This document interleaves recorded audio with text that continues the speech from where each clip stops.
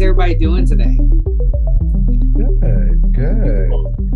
That's not as much enthusiasm as I gave you. I need more. How is everybody doing today? We're doing so good. Oh my God. Now, Mama told me not to lie. So we surviving. It's September. For us educators out there, we've been a month in school already, and these kids are running wild. So we are surviving. I Mhm. mean, it's been a busy week, as I don't know if you guys can tell for video watchers, but I'm not in my normal location. I am currently in Georgia, actually, for the week. Actually, I'm leaving to go back tomorrow, so it's been a week, but I'm doing actually a memorial concert for the 20th anniversary of 9/11 tonight, because this is when we're recording this, is on 9/11. And it's been interesting to see kind of everyone. I think Anthony, you were just talking about an article you read about someone's like final transcripts and everything. And it's crazy to think how like 9/11 just means so much more, like, or it's just different now, like past that day, obviously, because that was such a significant loss that we had as a nation, to see something like that, and the people who um, have survived the victims of those attacks and everything. So I mean, we're playing the Rudder Requiem, and I'm like, well, that's, besides Adagio for strings, I mean, there you go, like that. It catches everything. But I was lucky to get invited back to KSU alma mater, hooty hoo, to be a part of that. So I'm super excited about that. Yeah, and what you said was a lot of people don't think about 9/11 really it has way more of an impact. Like I remember um hearing, before 9/11, the restrictions at the airport, we've all flown, we are kind of frequent flyers in this group here, and we know how much, security and everything is now. But I was talking with someone, and it was like before 9/11, you family members could literally walk with you to the actual boarding of the plane, and there was no problem.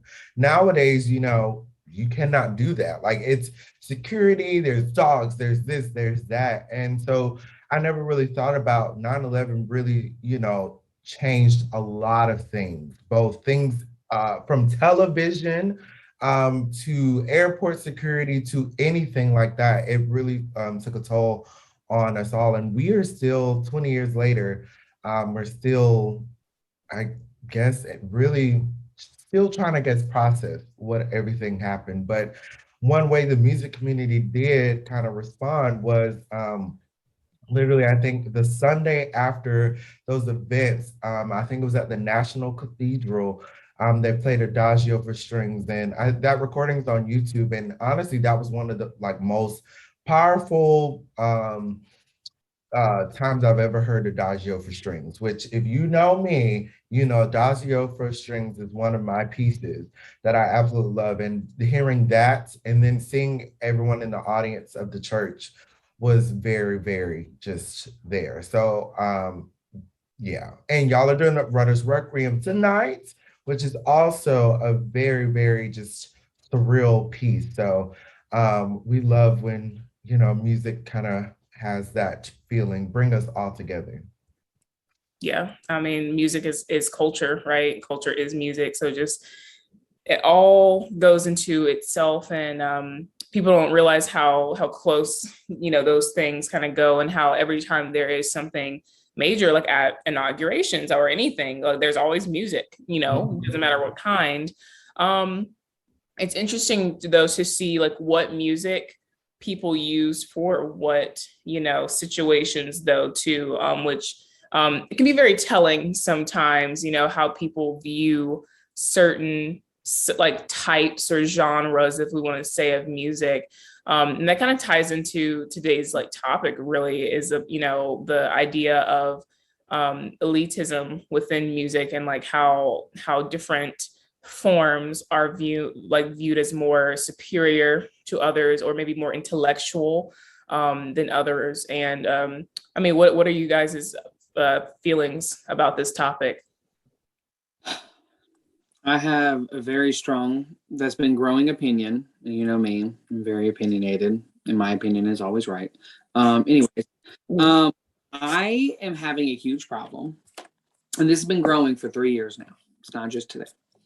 About the elitism of symphony orchestras in the university level and how people don't want to play in the wind bands because they want to play in a symphony orchestra. Like, bro, why? Like, do you actually like why? Because if we're looking at it spade to spade, which music has been far more progressive in the last 30 to 50 years? I mean, wind band. I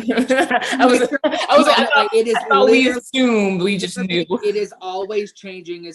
There is no piece in the orchestra repertoire that I know of that is like Winds in a Gual. That is like Mountains Rising Nowhere. Like if you can show me one, please. That is that progressive. Yeah, I mean, there's a reason. We know the reason behind that, though, right? But it's starting to get infuriating because then you have like, oh, you can't do this in a wind band. Like you can't play like this way because it's not clear enough. No, you can. No, you can. You actually can. And yeah, the big elitism of symphony orchestra versus wind ensemble or wind band in general. I mean, when you think about it, because I know we've had conversations and it comes to be like, oh, well, I don't want to play in wind band. I want to be, principal chair of the symphony orchestra. But my thing is, exactly what you said. The repertoire is very progressive in the more wind band. And you got to think about, we have more colors in the wind band. Percussion sections are usually larger. And I think a lot of people look at symphony orchestras because they see major symphony orchestras, especially in the university. They're like, okay, there's symphony orchestras that will pay me to be there. So therefore I should align myself with this. And yeah, that is true. I mean, we don't really, in the wind band arena, we don't really have, paid positions unless you go into the military and maybe the Dallas Winds, But I believe they're per service. Per service. So I believe they're per service. I don't think they're salary, but I could be wrong. And then that's the thing, which that has always been a question for myself. And if anybody listening have an answer for this, I would love to hear that answer. But when you think about public education, there will always be a band. There will not always be an orchestra. So the fact is we have all these bands, then we have bands in universities, and then what else after a university? We don't have paid position in wind band. Where are they? But we do have, orchestra paying jobs. So I think we need to change that in the future. I don't know whom I need to be friends with, billionaires or whatever, to establish something like that, because I think it is necessary. And just the line, it just doesn't, I never understood that. Lauren, did you have something? No, you go first because mine kind of hits a different subject that we're going to go down a rabbit hole. So so I've been taking a new class at Western Michigan. Go Broncos, by the way. They're doing a New York show today for their football game in celebration of New York. So try to be uplifting, here for it. But I'm in a class, Wind Literature, and we read a couple of chapters in the book last week. And wind bands have been surrounded by royalty. They would have wind consorts since the Elizabethan era. Today, the modern day military, you see them at the inauguration. You see them when any dignitary comes to the White House. So they have always been in a very high esteem, and they would have multiple consorts. So by the way, if anybody doesn't know what a consort is, sorry. Michael really loves military bands. So I do. You tell me if there is. I believe there is, but I don't think it's as big as the military bands. But are there military orchestras? I know they're military choirs, but is there military orchestra? No, it is. That's not a thing. It's a military band. Usually, the military band musicians will at times go sub with orchestras. Okay. Um, but yeah, there is no military orchestra to my String, recollection. No. Interesting. Well, and that's funny that you said that because my brain was doing this and then kept catching on something. And I kept being like, what am I not thinking about? And you just said it. So wind bands, we know they came military. It was always military. It was used front lines. It was, we have bugle corps, all this stuff, like fife, all that. Like it was for tradition of specifically the military, specifically, US and everything over here at least. And then someone said it was when, I don't forget who just said that it's always at inaugurations, like we always have the president's own, it's always a thing. And I went, utility.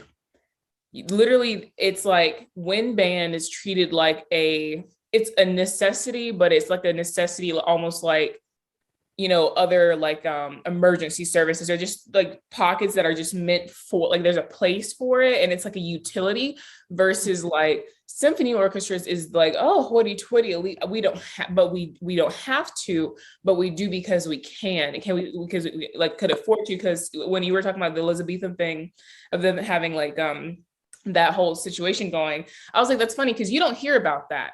You only hear about how they would bring in orchestras to like palaces and everything to, make music and all that, or like with stage productions and all this of operas and all that stuff. But they don't really talk about the idea of a wind band outside of anything besides its usefulness for military and tradition. And I was like, that makes complete sense though. But it's weird though, because you're like, well, if you need it, shouldn't there be more running? Shouldn't we know more wind bands, or shouldn't there be paid wind bands in every city? Well, I mean, just imagine, like, there's been such monumental rap written for wind band by amazing composers. Like Paul Hindemith has a symphony in B flat, which is amazing. A piece that I used to hate, now have come to realize and appreciate is Corleone's Circus Maximus, which is kind of like a depiction of what kind of world we live in now. It was also one of the highest paid pieces. Like a consortium. Multiple thousands ago. I don't think it was a consortium. It was one university. It was one university. I'm almost pretty positive it was one.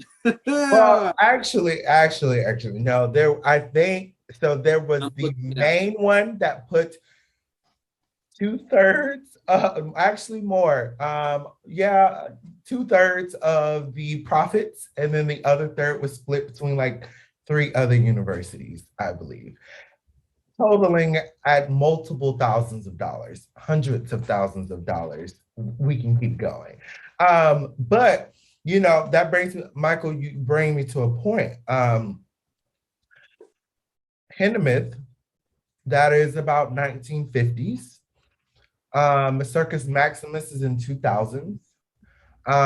Really, when band didn't start to get notoriety and composers started writing specifically for wind band until the 50s. And people who are not familiar, what you should realize that in the 50s is when bands started to get their notoriety because of World War II. So after World War II, that is when the bands, it was kind of said, all right, public education, there needs to be bands. Therefore, in high school, middle school, college, that is where that kind of really started. And that's when composers started writing. So one of the first composers of wind band was Hindemith. That's where the big symphony in B flat, we all know that piece. It's a gigantic, lovely, dynamic piece. So that is when it comes. And I think that's what also kind of lends itself to people kind of putting their nose up to wind bands, because it's like, oh, y'all just started, doing your thing a couple of years ago. But it's like, well, we've had our kind of history for a long time. So I think that's another reason why, it's because we are known as the more younger of the music places. That's okay. So then because you started talking about wind band, you said Hindemith and everything, and like what it comes after. So basically, we're looking at the time period of like 1950 after. So I am interested because the reason as to why. So common knowledge. If you go on the streets, if we do like what is it? I forgot. Billy Eichner, is that his name? The one Oh who goes yes, yes. ask like, oh, name 3 composers you know. Who are they probably gonna say? Bach, Mozart, Beethoven. Yep, Right. yep, yep.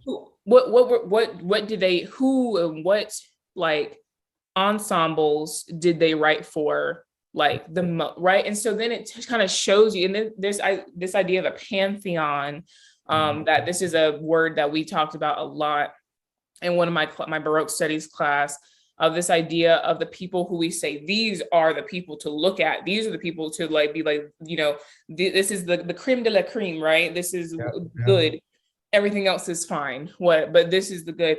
And so as a society, I mean, we kind of just adopted everything Europe was doing, specifically Germany. I will have to say that specifically Germany, a lot of those German, Austrian, whatever, Venetian composers, like we just kind of adapted the model that they had over there and took it over here.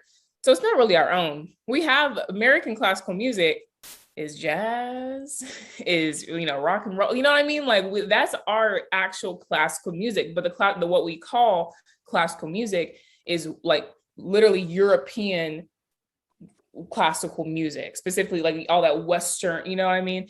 So then I was like, that's where the elitism, dare I say, supremacy of a symphony orchestra comes in, because most people who don't know music aren't going to know who Hindemith is. They're not going to know who the big name current wind literature composers are. They're going to know the dead European white male composers. And that's just the truth.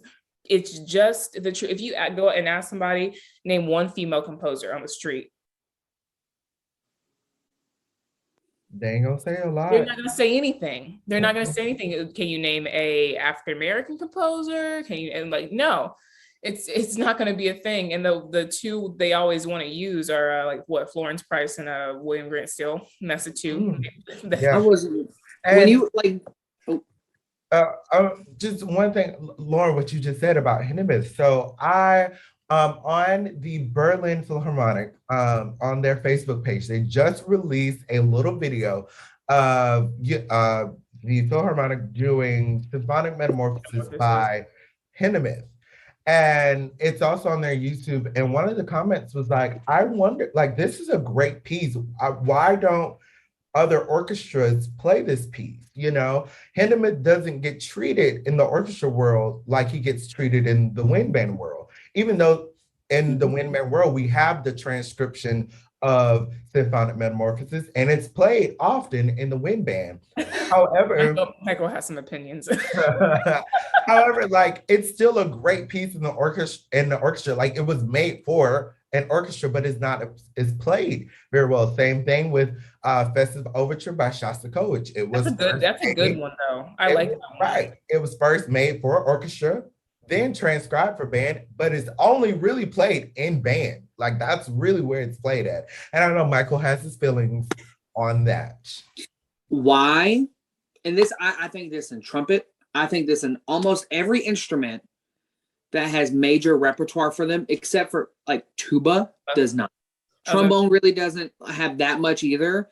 Like, if you stop doing transcriptions, push your own field forward. We do not need to keep playing Festive Overture all the time in wind band. We have a bunch of other repertoire that is not played enough that has the same effect. Stop playing Symphonic Metamorphosis. Find other things. Like, literally, the only reason a transcription is useful is like, if I was a tuba player, there's not a lot of rep for me. I have to do them. If I'm a trombone player, still not a lot of rep for me. I need to do them. Trumpet players, we've been pushing a lot. The flute, oboe, bassoon, horn, all those instruments, y'all don't need them. Like, y'all literally have a bunch of rep. Y'all been written for by amazing composers for the longest time. Yeah. Like, wind band, we really don't need transcriptions. We need to be pushing new composers to write new pieces for wind band, because that not only helps us, it helps them push into uncomfortability, like find different colors that you never really noticed before. because usually you want to write for symphony orchestras because if you get picked up, you have a concert by the New York Phil. That's amazing. Trust me. I know that's awesome. But like, and at the highest peak for wind band, you'll be like like at a university, one of the major universities for wind band, or maybe the military, President's own. Like, yeah. And I understand that's not like a huge deal, but if we push it forward, we could make it into a big deal. I agree, and that's the thing with transcriptions. Like for a long time in band, all we played was transcriptions, Bach transcriptions, Mozart transcription. Name your favorite orchestral composer. That's all we had, and you know what is sad? In Florida for grade 3, a good 50% of the that list for our MPA is transcriptions of orchestral pieces that were written in like 1960 when there wasn't a lot of music for bands. So of course that's what those composers of that time did, was transcribe orchestral music. But from 1960 to 2021, a lot of music have been written for multiple levels of music. Why isn't that on our list right now? Real quick, Lauren, real quick.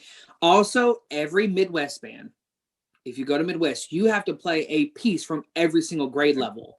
Absolutely. So for however long, I don't know how long that's been a rule at Midwest, but for however long that has been a rule, that's how many concerts, how many grade level pieces they have been playing. And not all of them, I'm hoping, don't know for sure, don't quote me. Hopefully they haven't been all transcriptions. So that's another resource that we can use. There's composers literally coming out with new pieces for younger bands all the time.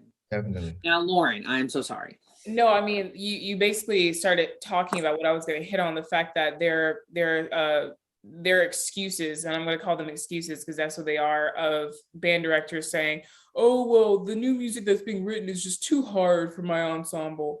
I'm like, you're saying every single piece that has been written in the past 50 years, the past 10 years are things above your band's level. I don't think you're trying hard enough. I don't think you're trying to find it. That's the whole thing, is just say that you don't care to go look, because I'm telling you, it's not that hard to use Google. I don't know why people forget that Google exists, but new compositions for band, grade level ZA. Like, and you know how many things will probably come up, but they stick to their what is it, Air for Band and a bunch of other just things that like everybody plays all the time. And Michael played Air for Band at a district honor band one year. Theoretically, it's a grade 2, but musically, it's a 7. Let's play a grade 7 then. Come on with it. Come on with it. But no, I mean, Lauren, I will agree with you. I will also play devil's advocate. Okay. On the evaluations, how much of that repertoire is that diverse? So if your job depends on an evaluation, what are you going to do? Oh, you're saying for like LG, like large group? Well, that's what I'm saying. Like every state has evaluations, and if their job is dependent on evaluations. Oh, wow. Okay, so then are you telling me that the systems created currently right now are making it so that new compositions by composers who are more diverse, just because we're in a different era, are not being promoted? I don't know. No, as the resident band director, how could they do that? How is that possible? How is it possible? And where and why are we still doing things from 40 years ago? And then getting judged on it. And if our interpretation is like, this is trash, but our job depends on this. Our career depends on this. And I'm a perfectly, not to get on another tangent, because it would be anything with band, I will talk to y'all for hours. Especially early music. No. Oh my gosh. Thank you. But I think this is a perfect segue to Lauren's major topic of today. So the what he's talking about, and it's very interesting. It's about accountability, right? And participation, you know. So when we as a people, we say, all right, things need to change and we need to do our best to make these changes happen. There's you can say it, right? There's the saying it, and then there's the doing it, right? And then there's the people who don't do anything, but then you're just kind of there, right? You're not stopping it, you're not helping it move forward in any way. You know, you're just there, you're stagnant. So all this past year and a half, we've been seeing these very interesting statements come out from multiple organizations. I'm sure Clorox released a statement, you know, like it's just random. It's from the New York Phil to Clorox. Like it's everyone wants to release a statement saying we woke, y'all. We is woke, and woke is us, right? And it's been interesting seeing the different variations of words. Oh, they know how to write. They know how to write these statements, right? They're nice statements. I like words. I like reading, but I also like seeing things in action. So one of the things that I kind of brought up was this idea that now here we are, it's September. Hello, most symphony orchestras are starting, and most programs, school programs have already started. So how are they actually using their platforms and their, like, you know, actually upholding the statements that they release? Because I'm gonna go ahead and say that 85% of them are not, right? Because I want you to just go look at the season schedules for a few symphonies. Just take a handful. Just take a handful and just go look at them. Like just go look at the big ones, look at more like, you know, just go like to like regional, just do all the different. You can go to training orchestras. Yes, just do all the different types and go see what people are doing, because you will find that not really a lot of them are actually doing what they said they were going to do. Or maybe they added one concert of women composers, or one concert of a night of African-American music, you know, or maybe check for February. February might have some fun Negro stuff, you know. And also don't just check the orchestras. These universities, schools of music as well release statements. Go check that all of them post their entire School of Music season calendars, and you will see what they are programming, from the choirs to the orchestras to the bands. I'm pretty sure all of them released a statement on the lines of, we really want to protect our students of color. We are all about diversity, inclusion, equity, and everything, yada, yada, yada. And we are going to change for the future. Look at their programming. And just add to that, how many of them are going to program a spiritual to show stop everything and end everything?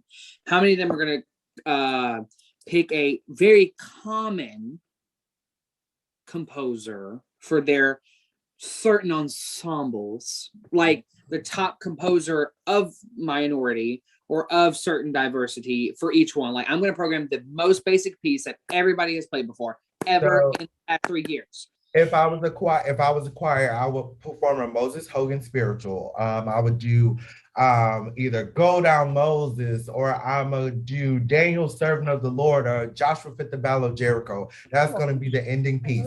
Those are the 3 most standard spiritual pieces of a choir by Moses Hogan, which is in his own right, rest in peace. He is known as like the real, like kind of the more recent king of spirituals. Or they might go somewhere, maybe a Stacey Gibbs, because Stacey Gibbs is writing a lot of, you know, more renditions of spirituals. But other than those 2 and the original spiritual composers, that is all you're going to see on their program. And if you're in wind band, you best believe Omar Thomas is going to make it. Period. And then I think Florence Price does a lot of stuff for orchestras. Yeah, and William Grant Still. And so Adolphus Hellstork, which I would love to see a lot of this year, because I haven't seen a lot of him. Right. So I just want to encourage people, like, please just pick different music. You do not have to do the standard thing. You don't have to check a box. I just saw a recent program. It was hilarious. The first piece by a woman. Everything else, classical. Like Mozart, Bach. And I'm like, oh, wow, check. And then we keep going back to our regular repertoire. I was just going to say the importance of concert programming. When you actually think about it, because when they do pieces by these minority or women composers, they put it first, say done, and they say, okay, now put the Beethoven last, because that's what we really came here for, right? That's a huge thing. So it's not even just you. Now I'm telling you, it's not even, you can't even just be inclusive anymore. But because at that point, you're being inclusive for the sake of this, of going, oh, well, we did it. So. Or inviting a Black conductor to do that one little piece. Right. Just a guest spot just there, one. Usually by a Black composer. Yeah. I was going to say. Or inviting a female conductor to do the one female piece. Usually. Or the opening march. Oh, right, yeah. or the opening like overture or something, That's fun. Right. That'll be fun for her. No. But I really, and don't get me wrong, like, I'm not a huge orchestra buff, but I understand the importance of, especially like Mahler and Strauss, because they were really the last two composers in that realm to push and change the idea of what we thought of a symphony. That was literally Mahler and Strauss's whole thing. Strauss wanted to destroy what was a symphony and change the idea of it. Those, I was supporting them because they were trying to change something. No one picked up that tradition and kept trying to change the symphony. We want to play traditional, usual symphonies. If we're going to do symphonies, if we're going to try to like do that tradition, how about we push to do the people who try to change it, who try to do something completely different that wasn't heard of during their time. Also, let's go after Strauss and Mahler. Yes. Like, but that's the thing. If we're gonna do like Beethoven, Mozart, blah blah blah blah, cool. You are setting up what everybody knows as a symphony. Why don't you go into what everybody like? Who the people who wanted to destroy the symphony, who wanted to change the idea and was devoted their career to it. Let's do some Philip Glass. Let's do some John Adams. That's what I'm saying. It's like the Mahler's the showstopper of the season. The Mahler's a subscription concert. The Philip Glass Symphony No. 10. I have not seen that programmed in a while. I love that piece. Like we do not have to play Mozart every single concert. We do not need to hear solo piano. We do not need to hear solo violin. We don't need to hear solos. We don't. We don't over it. I could die without hearing another piano concerto, and I'd be fine. I'm saying that on the record. Right. But you know, this brings us back to the point of elitism.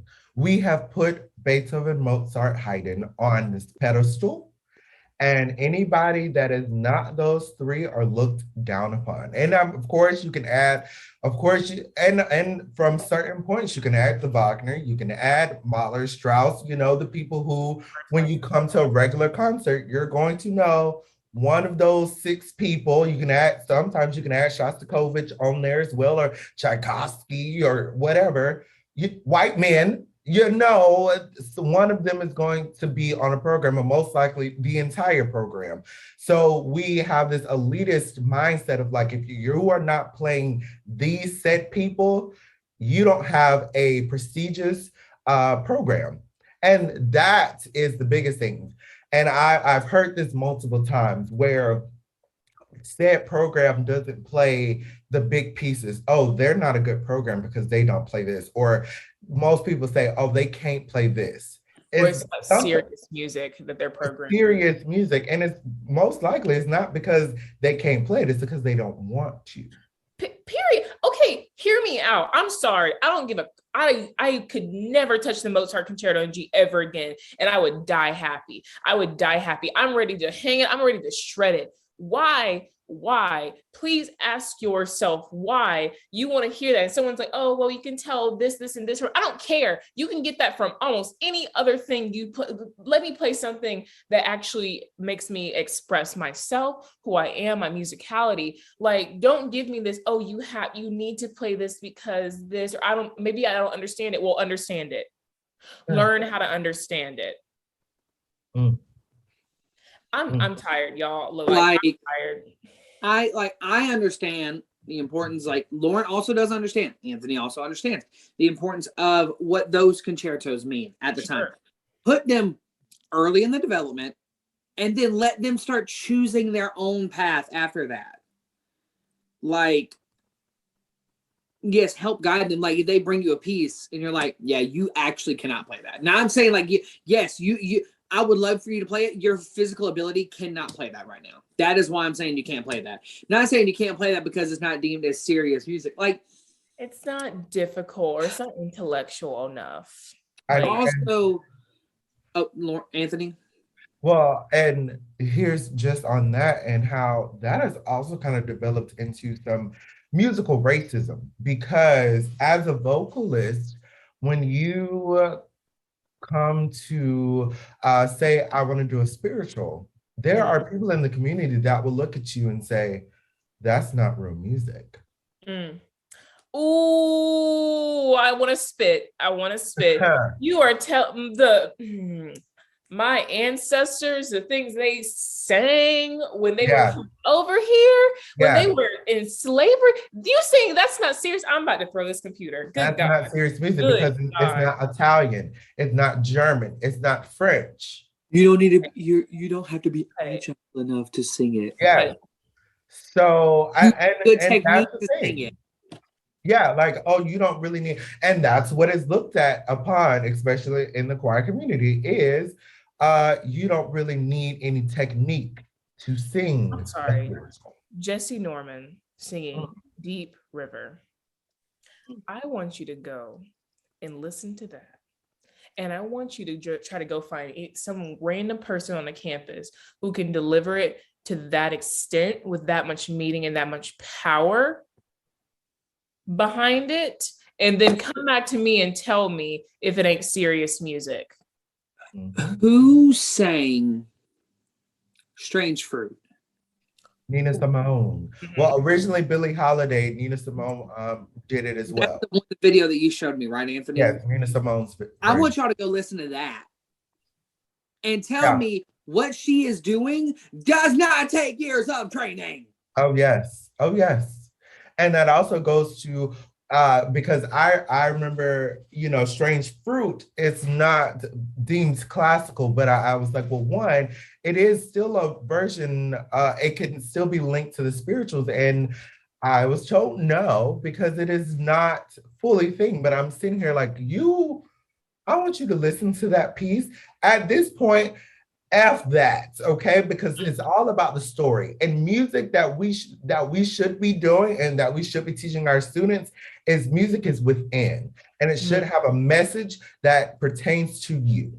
And that piece, Strange Fruit, pertains to my identity and where I come from, and that is what will keep music alive, is when it is personable, when it is meaningful. So how dare you stuffy people that are up there, all these elitist people, how dare you tell somebody else that what they're feeling and what music they like to listen to and sing and perform is not serious enough because it's not serious for you? How dare you? How dare you? It's the audacity.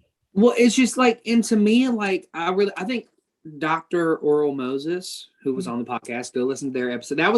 I learned, and I will say this and wholeheartedly, and this not even like cap, as the kids say. No cap. Every interview we had that month of Black History, celebrating it and trying to push it forward, I learned so much in so many different ways from every single one of our guests. Period.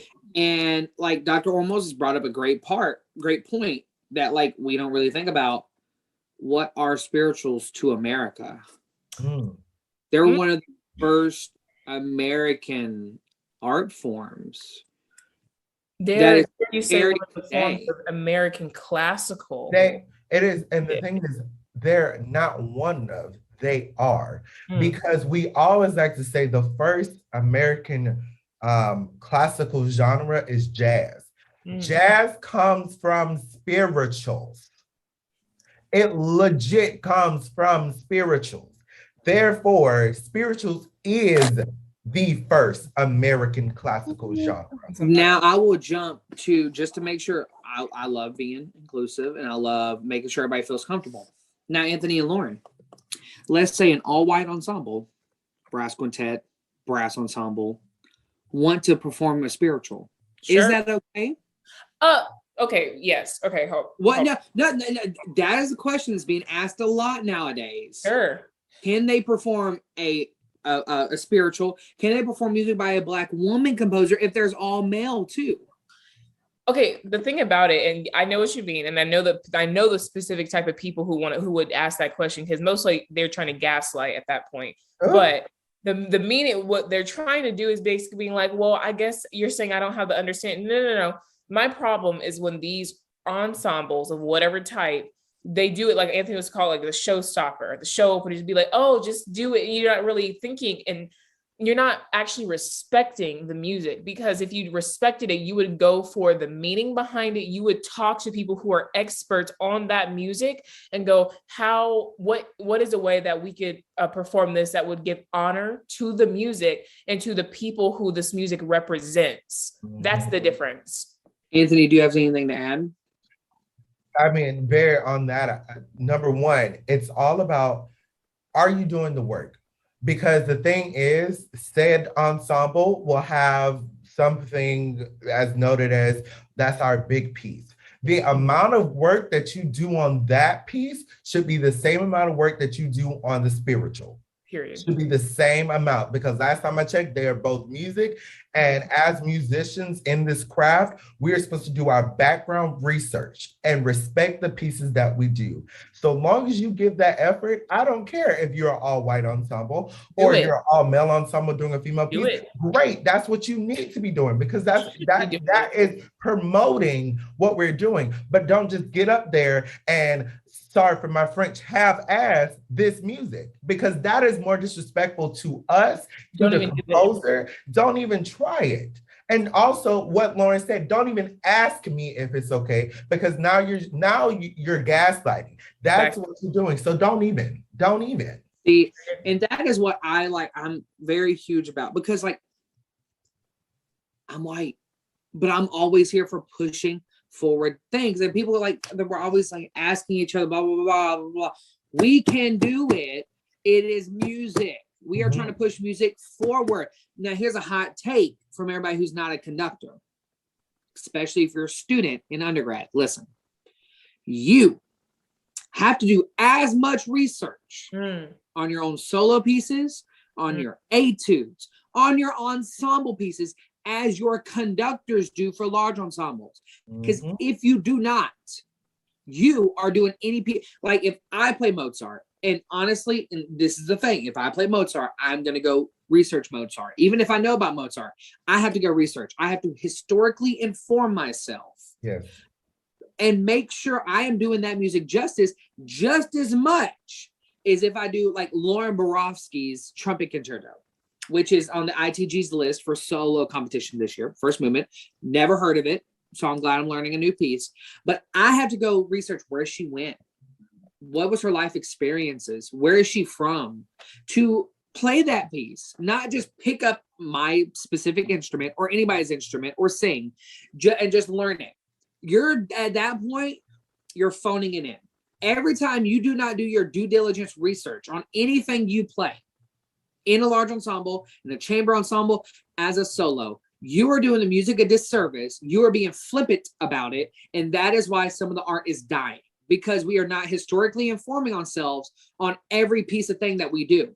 Do you think a doctor goes to do a surgery without knowing exactly how to do that surgery and where it stemmed from and how it's evolved over time? No. I hope not. Not with my life in your hands. Exactly. And that's the thing, like musicians are phoning it in from such a early / developmental / like middle age of undergrad. Stop phoning it in. Teachers, force your students to do fact sheets. If you don't think they will, be like, okay, by the third lesson we're playing this, I need a fact sheet. Born, died, where he's from, where he went, blah, blah, blah, blah, blah. Because then I know you did the research. You might have to hold their hand, take them to the playground, take them to get coffee. Like, help students understand the important. We are as trained, as meticulously trained as lawyers, as doctors, as all these other things. And we're not paid the same amount because not all of us care about the craft as much. Agreed. And that is, I know I got on the soapbox and I am so sorry. But like, that is another fact. Like, if you think you cannot do one of those pieces, it's because you normally do not do the work about your own pieces. You think because, oh, I'm gonna do a spiritual. What was it? Nobody knows the trouble I've seen. Oh, I know how it goes. That's all I need. Where did it come from? Why was it sung? Are we gonna play this in a happy mood? Like, nobody knows it. No, it is somber. There's a reason. Nobody knows the trouble you've seen. Yeah. No, they don't. And also, I got two things and then I'm done.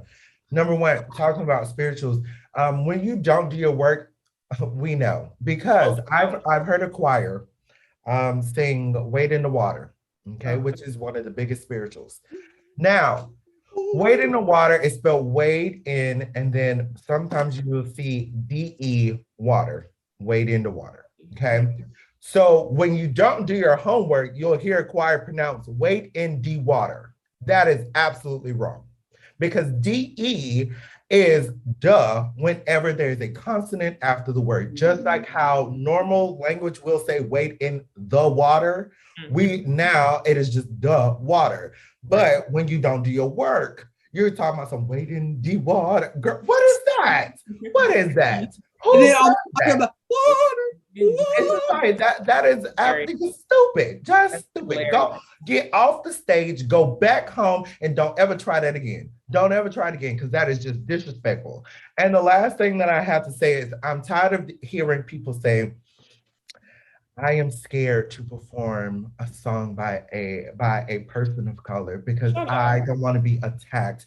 Just because there's so much, people are so they are now so just particular about things. And girl, that means you weren't doing your job in the first place. That means you have something to be scared about. That means you think you're already doing a disservice. That's a you problem. That is a you problem. Don't be scared. That ain't a me problem. Now you finna get called out, and it's for correct reason. You be scared. I got two things. The first thing is, please tell me how many Baroque ornamentation classes there are out in the world. Oh my God. How many ways to actually do Baroque? And you want to tell me that's too meticulous to learn how to do a Negro spiritual properly? That's all I'm going to say. Cut the mic. Second of all, cut it. Cut it. When it comes, listen, kids, you have to be the driving force to let the kids know you need to do your research yourself. And that is up to you, as if you're directors or whatever, to get them to do it. They're kids. You need to assume that they're not going to do it unless you tell them to, and then they'll start learning the importance of doing it. Yes. Now, I'm not talking about the kids. I'm talking about you grown people in these ensembles who you're saying, oh, I'm so inclusive. I'm all about DEI and diversity and all this other stuff and equity. And you're sitting in those ensembles knowing they put out them blank statements and didn't do anything to actually change anything to make your job better, to make the field better. And you're sitting there. At what point do we start looking at you? At what point can we start holding you accountable? Because I'm already doing it. I'm sorry. I am seeing people who I may have in the past considered role models do nothing when it comes to these institutions. Because guess what? All change that has happened, they have been met with resistance, but change takes time, and you have to do something to change something.